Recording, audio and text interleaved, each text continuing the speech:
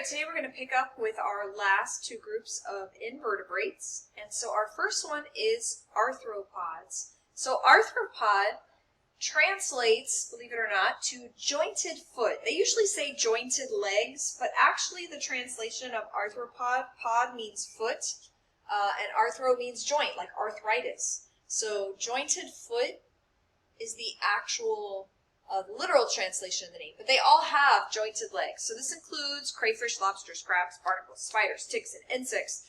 Crayfish and lobsters, they're going to be what are called crustaceans. Oh, and crabs as well. Spiders are arachnids, and ticks are as well, and then insects are their own group. This also includes millipedes and centipedes, which are additional groups of arthropods that are in their own classes. So arthropods are extremely successful. They're the most successful of all the invertebrates. There's meaning more of them than anything else. And there's a couple of reasons. One of them is the fact that they have this hard exoskeleton which protects them, so they are protected from getting eaten by predators. And they also have these jointed appendages, their legs, which aids them in movement.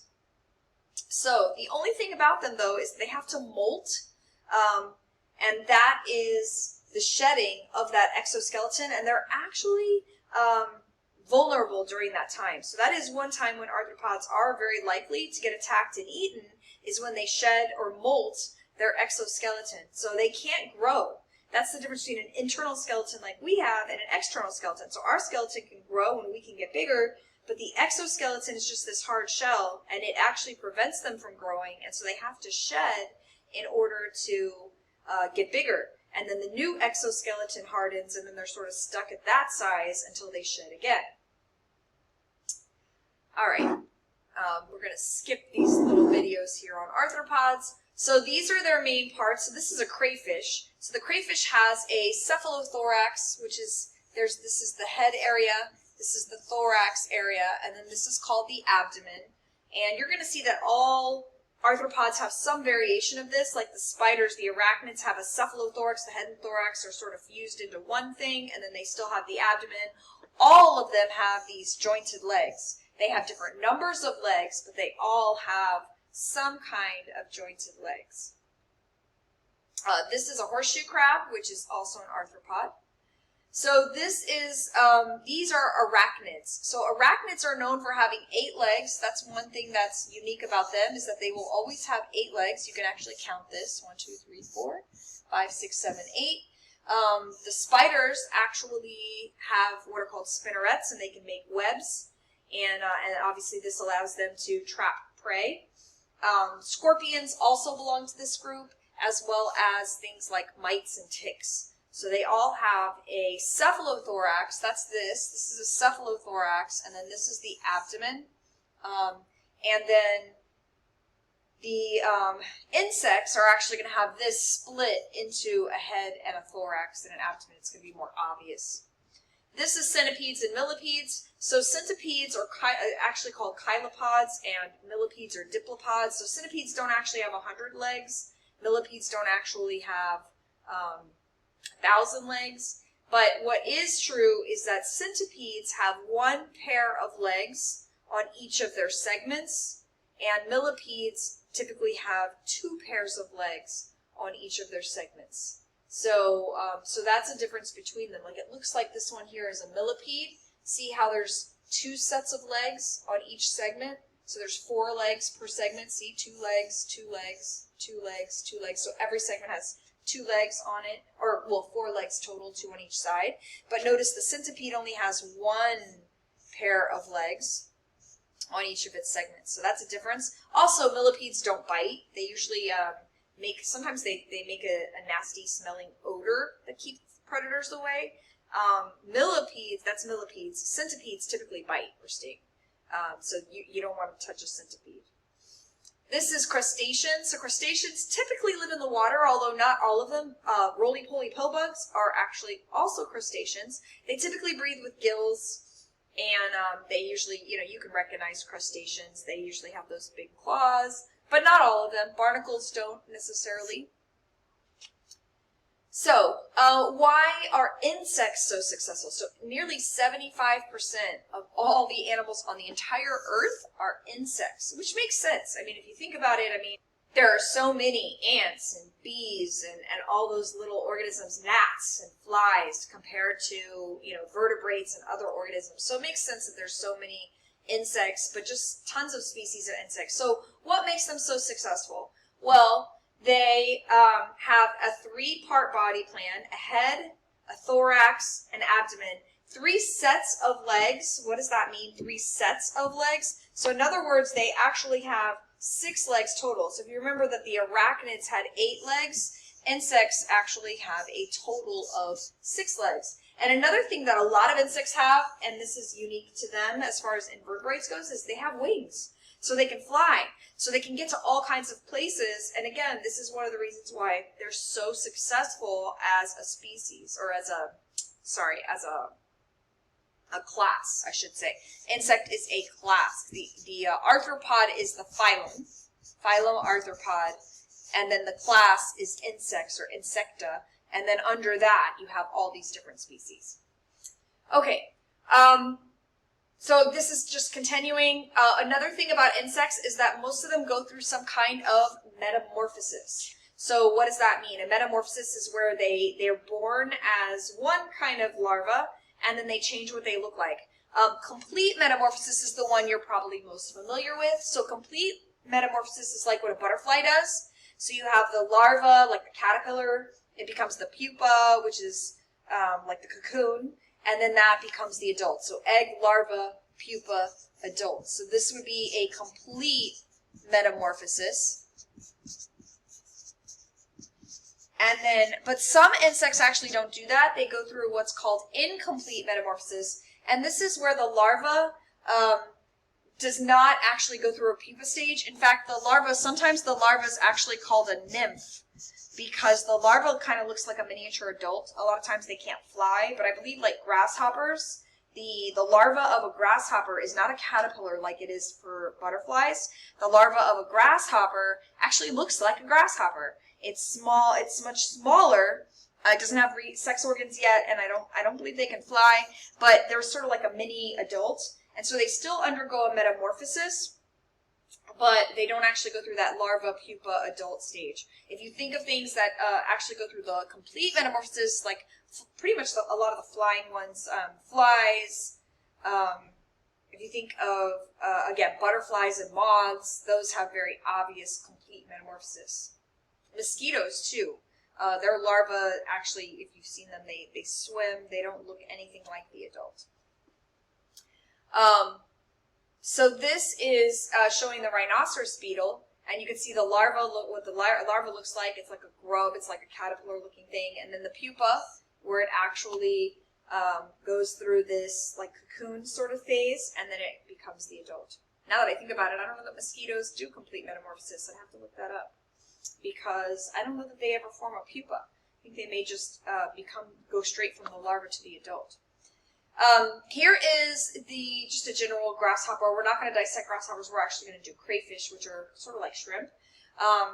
But a grasshopper here's the head, here's the thorax, and this big part would be the abdomen. It has 6 legs, which are specialized. They have chewing mouth parts. They have jaws. That's another thing about the arachnids. They actually don't have jaws. Spiders have to inject their prey with venom that like digests them, almost like how fungi digest. But they still eat it. They just like suck out all the guts. That's why when a spider eats something, a lot of times you'll see like the leftover shell of what it ate trapped in its web, because it basically bites it, secretes enzymes that digest it, and then it turns it into like this gooey stuff that it sucks up, and it doesn't actually have jaws. All right. Again, this is talking about insects. So the body segmentation, insects have 3 segments. They have the exoskeleton. They have jointed legs. A lot of them can fly. They also have a waterproof cuticle, so that protects them from drying out. And they tend to have short generations and lots of offspring. So I know in AP Bio we've raised fruit flies, and the fruit flies, like you can have one female lay 100 eggs. So now you have 100 larvae. And if all of those larvae grew into flies, I mean, there'd just be no room for anything else on the planet. We'd just be covered with fruit flies. But obviously not every baby survives, because in the real world, there's predators and there's competition for food and all that kinds of stuff. But they have lots and lots of babies. Insects are really good at camouflage. So these are just some examples. The katydid that looks like a leaf. Caterpillar actually looks like bird poop. This is actually a different caterpillar that looks like a snake. These eyes, you know, looks like snake eyes. I don't even know that that's the head of the caterpillar. It may actually be the tail end. But it fools predators who would eat it. You know, the walking stick obviously looks like a stick. And a lot of butterflies have eyes, or I should say spots on their wings that look like eyes. So camouflage is a way that they are protected. And in this little section, I'm not going to show the video, again, just to move more quickly. But bees are extremely important in pollinating flowers. Farmers even import bees sometimes because they're so important in agriculture. And there's a lot of scary, discussions out there about the bee population falling off and how that might affect crops in the future. You know, that without bees, a lot of flowers would never get pollinated. Because when they go to get nectar from flowers, they tend to pollinate. They cross-pollinate. They get pollen stuck to them, and they carry it to another flower. And so it's really important. All right, our last group, very quickly, we're not going to spend too much time on them, are called Echinoderms. And the meaning of the name is derm means skin. Echino is spiny. So they all have a spiny-looking skin. Now, they do not have an exoskeleton. It looks like one. A lot of people think they do. But it's actually a skeleton right under the surface. And they also have a special system called a water vascular system. So Echinodermata, or Echinoderms, spiny-skinned organisms, are like starfish, or sea stars, sand dollars, sea urchins. They have like a bumpy skin. Most of them are very slow-moving, or sessile, which means they stay in one place, although their larvae oftentimes do move. They all are marine, so there's no freshwater echinoderms. They're saltwater only. They are radially symmetrical, so they have radial symmetry as adults. I believe their larvae have bilateral symmetry. And they are the only invertebrates that are deuterostomes. So I don't know if you remember what that means. Stome has to do with opening, deutero second. This is that they develop the first, when they form an embryo, and then the embryo folds in like this, the first hole that forms is the anus. And the second hole that forms, second opening, is the mouth. So the first opening is the anus, the second opening is the mouth. So that is what deuterostome is, and we, just like them, we are also deuterostomes. Okay. So what do they have? So they have an endoskeleton. It's made out of calcium. It's very hard if you've ever touched a sea urchin or a sand dollar, but it is coated with a thin layer of skin. And then one really cool thing they have is something called a water vascular system. This is all their little tube feet. The water flows through them and it creates suction. They can actually suck open a clam. A starfish can wrap around a clam and pull it open. And if you've ever tried to pull a clam open, that is not easy to do. But I know starfish can be a nuisance. Where they're raising clams and oysters and things like that. If starfish get in there, they can actually destroy everything because they can go in there and eat the clams. They also can regenerate, which they're not the only ones that can do that. But if one of their arms is lost, it will grow back. As far as I know, if you cut them in half, each half will grow into a new one. So, again, arthropods have an exoskeleton. They have to shed in order to grow. Echinoderms have an endoskeleton, even though it's not like ours, but it is under the surface and it does grow along with them. So this is showing their tube feet, like I said, where they create, in this water vascular system, they suck water through them. Anus on top, I believe their mouth is underneath, and they have a stomach.